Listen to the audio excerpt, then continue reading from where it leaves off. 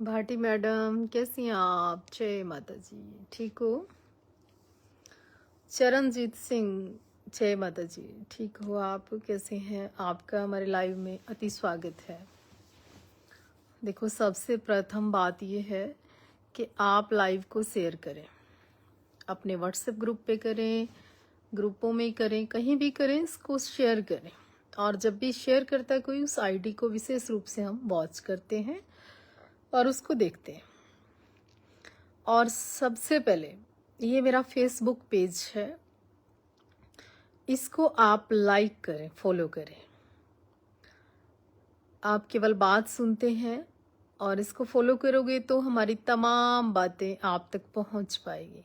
हमारे पास कोई इतना बड़ा प्लेटफॉर्म नहीं है और ना हम लोग इतने प्रोफेशनल हैं कि वही हाँ स्टैंड लगा के, लाइट लगा के, तामझाम लगा के, माइक लगा के फिर लाइव करते हैं। अभी मैं लाइव क्यों आई, उसके दो कारण हैं कि कल भी मेरा एक पंजाबी एक बड़ा चैनल है आपके पंजाब का, उस पे आपको एक इंटरव्यू देखने को मिलेगा और उसके लिए मैं विशेष निवेदन करने के लिए इतनी रात को लाइव आई कि आप मेरे साध्वी देवा ठाकुर के नाम से केवल और केवल एक यही फेसबुक पेज है और मेरी इंस्टा आईडी भी साध्वी देवा ठाकुर के नाम से है, जिसपे 2 लाख के करीब फॉलोअर है। ये दोनों ही चीज़ मेरी ओरिजिनल है, उसके अलावा सब लोगों ने फेक बनाया हुआ है, तो वहाँ वॉच करने का प्रयास ना करें। जितनी बातें हम यहीं पे करते हैं। अब जो मैं कहना चाहती हूँ, पिछले 10 दिन से लगातार जिस प्रयास में, जिस काम में दिन रात सुबह शाम मुझे चैन नहीं आता, मुझे नींद भी नहीं आती, मुझे भूख भी नहीं लगती और मुझे एक अलग सी पीड़ा मेरे मन में चल रही है। वो ये है कि ना तो मैंने महाराज श्री गुरु गोविंद सिंह जी महाराज राष्ट्रपिता, जो ये शब्द है, जो ये विश्वास है, जो ये मेरी सोच है, इसके प्रति देश की कोई भी पार्टी, कोई भी समुदाय, कोई भी क्षेत्र, कोई भी हरियाणा, यूपी, पंजाब, महाराष्ट्र या पूरी विश्व में, पूरी दुनिया में इसका कोई दायरा नहीं है सोच का। और गुरु गोविंद सिंह जी महाराज केवल और केवल सिखों के 10वें गुरु नहीं, पूरी दुनिया के, पूरे विश्व के, हमारे आपके सबके गुरु हैं, सबके पिता हैं, राष्ट्रपिता हैं गुरु गोविंद सिंह जी महाराज। क्योंकि हम क्यों कहते हैं सिखों के 10वें गुरु गुरु गोविंद सिंह जी महाराज?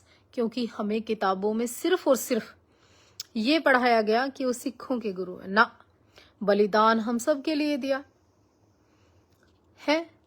और अगर आप बात करते हैं, कुछ लोग हमसे राष्ट्रभक्ति की, देशभक्ति की, सारा दिन हमें उल्टे सीधे मैसेज करते हैं, बहस लगाने की बात करते हैं, टीवी डिबेट की बात करते हैं। तो मेरा चैलेंज है आपको, आइए आप डिबेट करिए, करिए हमसे बात। अगर आप राष्ट्रभक्ति की भी बात करते हो ना, तो राष्ट्रपिता श्री गुरु गोविंद सिंह जी महाराज जितना राष्ट्रभक्ति किसी के अंदर नहीं हो सकती। कैसे नहीं हो सकती? 40 परिवार के जी, पूरा का पूरा खानदान, परिवार, सब कुछ जो राष्ट्र के लिए निछावर कर दे, इससे बड़ी और कौन सी राष्ट्रभक्ति होती है? तो दर्जा उनको मिलना चाहिए, किसी और को मिलना चाहिए? मुझे नहीं पता कौन थे, किसके लिए आप क्या करना चाहते हो, क्यों बहस करते हो, किन महापुरुषों की, किन योद्धाओं की बात करते हो। आप उनका ये बताओ कि उन्होंने कभी खून की एक चितली उंगली काट कर भी खून का छिटा दिया कि कहीं, जिनके आप बात करके बहस करते हो? है माता को, पिता को, नन्हे नन्हे साहिबजादों को, परिवार को, सबको तो लगा दिया राष्ट्र और देश के लिए। इससे बड़ी और कौन सी राष्ट्रभक्ति होगी? और अगर आपको दूसरी बात कहीं कहते हैं सॉरी, कि आप ना तो, आज जो भीड़ है ना, इस भीड़ की छोड़िए, मैं अकेली हूं बिल्कुल। मैंने हाँ का नारा मारा है। मुझे ना भीड़ चाहिए, ना शोहरत चाहिए, ना दौलत चाहिए, ना तुमसे कुछ चाहिए। अगर मुझे ये सब होता ना, प्लान होता, मेरा सोच होती, तो मैं बड़े चैनल इकट्ठे करती, प्रेस कॉन्फ्रेंस करती और फिर कहती कि राष्ट्रपिता गुरु गोविंद सिंह जी महाराज के लिए मैंने आवाज उठाई ना। मैं अपने फेसबुक चैनल से ही माध्यम से, मेरे पास ये छोटा सा एक माध्यम, मैं इससे बोलती हूँ। और सुनो, आप मेरी बात मत सुनो, लेकिन आपके मुंह से कहलवाना चाहती हूँ, क्या आप नहीं मानते राष्ट्रपिता गुरु गोविंद सिंह जी महाराज होने चाहिए? है, होने चाहिए ना। तो तुम भी रोज बोलो, तुम्हारे घर की बेटियां, बहुएं, बच्चे सब बोले। तुम तो आड़ा उड़ा छोड़ के कहीं और ही चले गए। क्यों? ये जो सिंह साहब तुम्हें कहते हैं, सरदार जी जो तुम्हें कहते हैं, जो इज्जत तुम्हें जी कह के मिलती है, किन की वजह से मिलती है? और सिक्खी स्वरूप की वजह से तो मिलती है। और मैं आज अकेले नहीं करने आई सिखों की बात, बहुत पहले से करती हूँ। और जब भी मैं पिता गुरु गोविंद सिंह जी महाराज की बात करती हूँ ना, मेरे खून में एक करंट दौड़ता है, एक लो जगती है, मेरा जीवन बदलता है, मेरे मन में परिवर्तन आता है। और रही वेशभूषा की बात या ठीक ढंग से प्रोफेशनल होने की बात, देखिए वक्त सब कुछ सिखा देता है। पर इस दुनिया में सिखाने वाले, हाथ पकड़ने वाले, मजबूत करने वाले, साथ देने वाले, साथ चलने वाले बड़े कम लोग हैं। पर हाँ, बहुत ज्यादा वाहियात बकवास करने वाले और टांग खिंचाई करने वाले, शक करने वाले, निंदा करने वाले बहुत लोग हैं। मुझे इस बात की परवाह नहीं है। हमारा तो कभी पक्ष लिया ही नहीं किसी ने, सदा विरोध किया। जिस धर्म में पैदा हुए उन लोगों ने भी अन्यथा के बहुत नाटक किए। जिस समाज में पैदा हुए उससे भी बहुत झगड़े लिए मोल।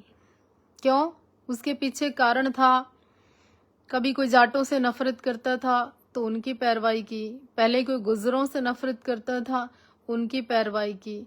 वाल्मीकियों की बात कर दी तो और नाराज हो गए। परशुराम की बात की कि रावण को मत जलाओ तो कोई और नाराज हो गया। तो ये सब चीजों की परवाह अब नहीं रही, क्योंकि हमने किसी ताज के लिए, किसी तख्त के लिए इस जीवन को नहीं अपनाया। मैं बहुत स्पष्ट रूप से, बहुत सिंपल रूप से हमेशा सबको कहती हूँ, मीडिया को भी, औरों को भी, आपको भी, कि मैं बहुत सिंपल परिवार में पैदा हुई, सिंपल घर में पैदा हुई।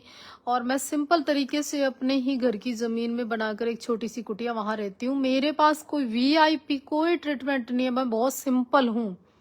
लेकिन आपको ये कहना चाहती हूँ, आप मेरी बात मत मानो। तुम अपने जमीर को पूछो, तुम अपने खून से बार बार पूछो। और भीड़ की तुम बात करते हो ना, भीड़ आसाराम बापू के पीछे भी थी, जो भीड़ा धीरेन्द्र शास्त्री के पीछे है, और भी कई लोगों के पीछे थी। और सुनिए, धीरेन्द्र शास्त्री अभी आशाराम बापू नहीं बना, उसके पीछे करोड़ों की भीड़ थी, इसके पीछे तो अभी लाखों की भीड़ है। तो ये सब राजनीतिक चीजें हैं, इनमें मैं पढ़ना नहीं चाहती।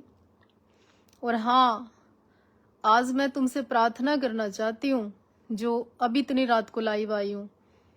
मैंने आज गुरु गोविंद सिंह जी महाराज का एक पोस्ट डाला और कहा कि जितने सिख या जितने इंसान, जितने धर्म को मानने वाले और जिनको लगता है कि राष्ट्रपिता गुरु गोविंद सिंह जी महाराज से बड़ी कुर्बानी किसी की नहीं हो सकती, वो गुरु गोविंद सिंह जी को राष्ट्रपिता घोषित करने के लिए आवाज उठाएं।